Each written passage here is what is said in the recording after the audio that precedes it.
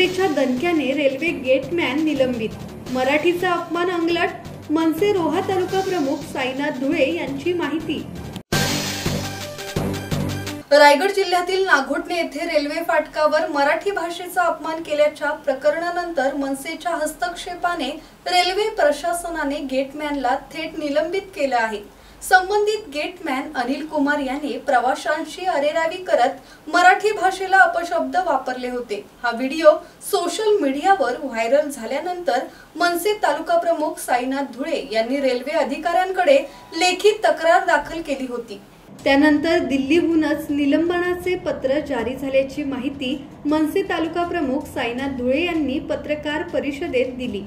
मराठीचा अपमान करणाऱ्याला धडा शिकवणारी ही कारवाई असल्याची भावना स्थानिकांमध्ये व्यक्त होत आहे।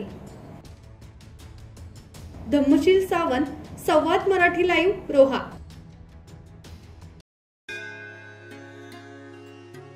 श्री गणपती संस्थान महड, तालुका खालापूर, जिल्हा रायगड। श्री वरद विनायकाच्या भक्तांसाठी भक्त निवासाची सोय, स्वच्छता आणि 24 तास गरम पाणी, सीसीटीव्हीची नजर।